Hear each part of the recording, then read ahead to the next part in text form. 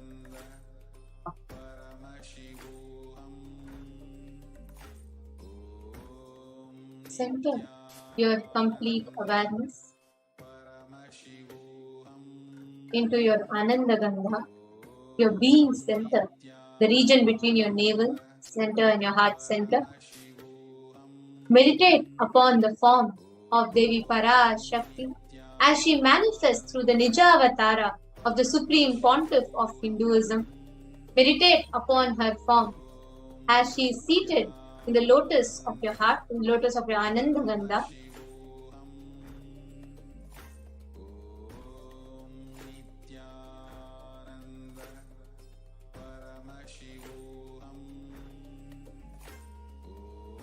Just a few more minutes, we are going to be having the live darshan of Devi Parashakti manifesting through the Supreme Pontiff, the Nija Avatar.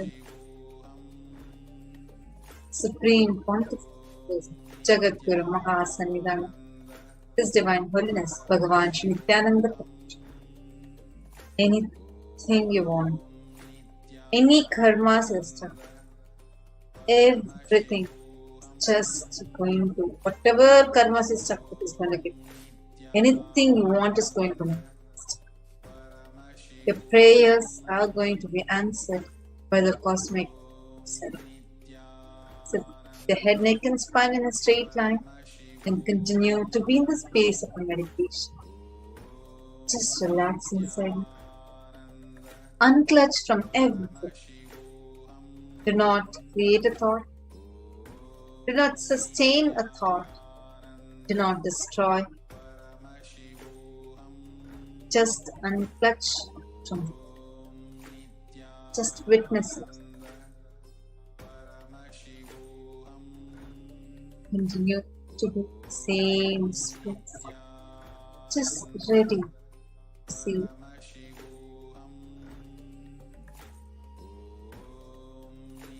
See that immense gratitude is happening inside you. Gratitude because the cosmic mother herself is coming down for you. Just enjoy that. See how every pore of you is just manifesting that bliss. The deep bliss that's happening the moment your being knows that the cosmic mother herself is coming, face and blessing.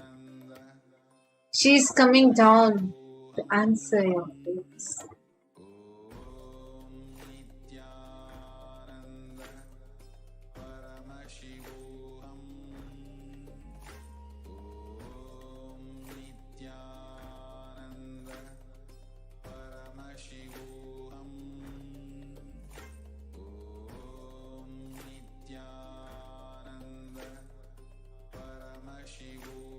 Continuously sit that same deep meditative state.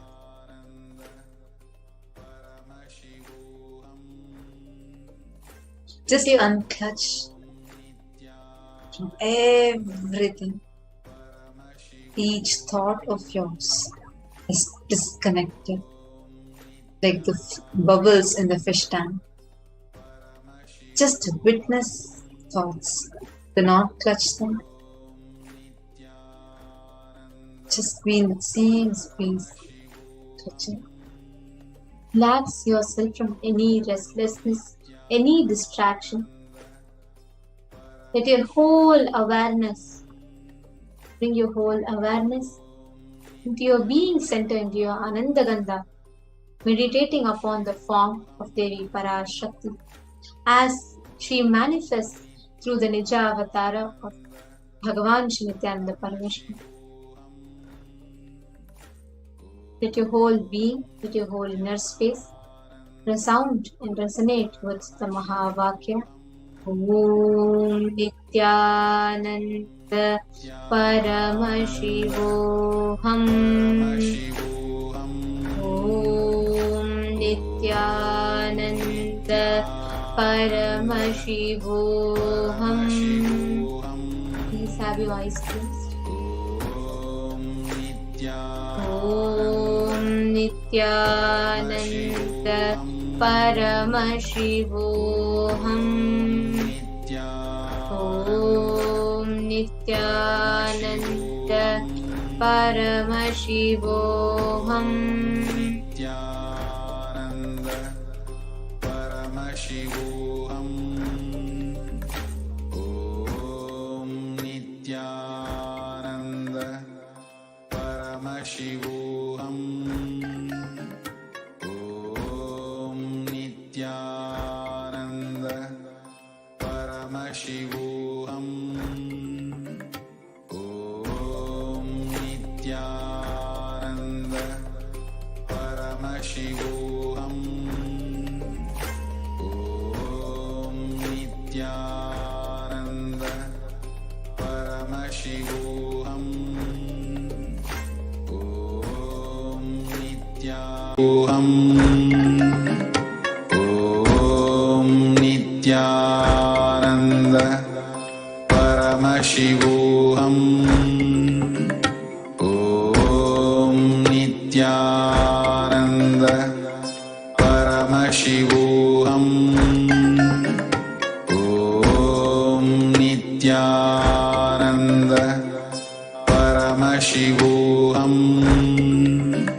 Om Nithyananda Paramashivoham. Om Nithyananda